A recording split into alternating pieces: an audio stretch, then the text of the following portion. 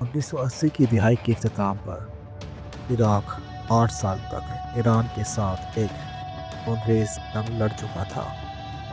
اس جنگ نے عراق کی معیشت کو تباہ کر دیا تھا اور اس پر اربوں ڈالر کے قرضے چڑھ گئے تھے۔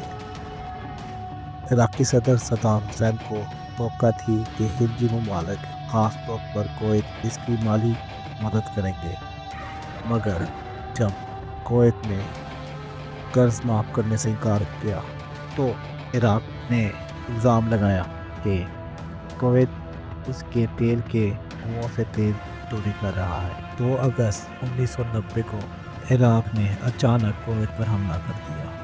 صرف چند گھنٹوں میں کویت کا دارالحکومت کویت سٹی عراقی فوجی قبضے میں آ گیا۔ دنیا بھر میں اس اقدام پر شدید رد عمل آیا۔ اقوام متحدہ نے عراق کے خلاف پابندیاں عائد کر دی اور امریکا نے عرب ممالک کے ساتھ مل کر ایک عالمی اتحاد بنانے کا فیصلہ کیا۔ امریکی صدر جارج بش نے عراق کے خلاف فوجی اتحاد کی قیادت سنبھالی۔ اس اتحاد میں 34 ممالک شامل تھے، جن میں سعودی عرب، برطانیہ، مصر، فرانس اور پاکستان جیسے ممالک بھی شامل تھے۔ ستمبر 1990 سے جنوری 1991 تک اتحادی افواج نے خلیجی خطے میں بڑے پیمانے پر فوجی ساز و سامان پہنچایا۔ امریکی فضائیہ، بحریہ اور زمینی دستے سعودی عرب میں تعینات کیے گئے۔ دنیا نے دیکھا کہ امریکہ کس طرح جدید ٹیکنالوجی، سیٹلائٹ نگرانی اور اعلیٰ فوجی منصوبہ بندی کے ساتھ جنگ کی تیاری کر رہا ہے۔ جنوری 1991 کو بالآخر جنگ کا دوسرا مرحلہ شروع ہوا، آپریشن ڈیزرٹ اسٹارم۔ یہ تھا ایک زبردست فضائی حملہ جس نے عراق کے فوجی صلاحیت کو تباہ کر کے رکھ دیا۔ صرف 24 گھنٹوں میں اتحادی طیاروں نے ہزاروں مشن مکمل کیے۔ عراق کے radar, air bases, command centres, مواصلاتی نظام کو نشانہ بنایا گیا۔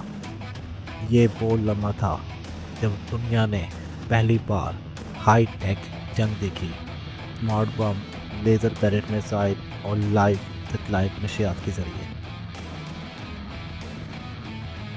عراق نے جوابی کارروائی میں اسکڈ میزائل سعودی عرب اور اسرائیل کی طرف ٹانگے اور ان میں سے اکثر کو فضا میں ہی تباہ کر دیا۔ چند ہفتوں کی فضائی بمباری کے بعد فروری 1991 کو زمینی کارروائی شروع ہوئی۔ یہ دنیا کی تاریخ کی سب سے بڑی مشترکہ فوجی کارروائیوں میں سے ایک تھی۔ اتحادی افواج نے شمالی سعودی عرب سے عراق اور کویت کی سرحد عبور کی۔ صرف 4 دن میں عراقی فوج پیچھے ہٹنے پر مجبور ہو گئی۔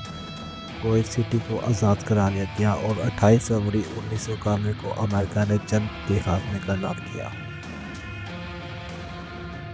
یہ زمینی مرحلہ صرف 2 گھنٹے جاری رہا اور دنیا نے دیکھا کہ کس طرح ایک جدید اتحاد نے ایک طاقتور مگر کمزور حکمت عملی رکھنے والے دشمن کو شکست دی۔ آپریشن ڈیزرٹ اسٹارم کے اختتام پر عراق کو بھاری نقصان اٹھانا پڑا۔ ہزاروں فوجی مارے گئے، سینکڑوں ٹینک اور طیارے تباہ ہو گئے۔ عراق کی معیشت اور بنیادی ڈھانچہ مکمل طور پر برباد ہو گیا۔ اقوام متحدہ نے عراق پر سخت پابندیاں عائد کر دی۔ صدام حسین اقتدار میں تو رہا مگر اس کی طاقت محدود ہو گئی۔ آپریشن ڈیزرٹ اسٹارم نے فوجی تاریخ میں ایک نیا باب رقم کیا۔ یہ نہ صرف ایک فوجی کامیابی تھی بلکہ ایک سیاسی اعلان بھی کہ عالمی طاقت کا مرکز اب امریکا ہے۔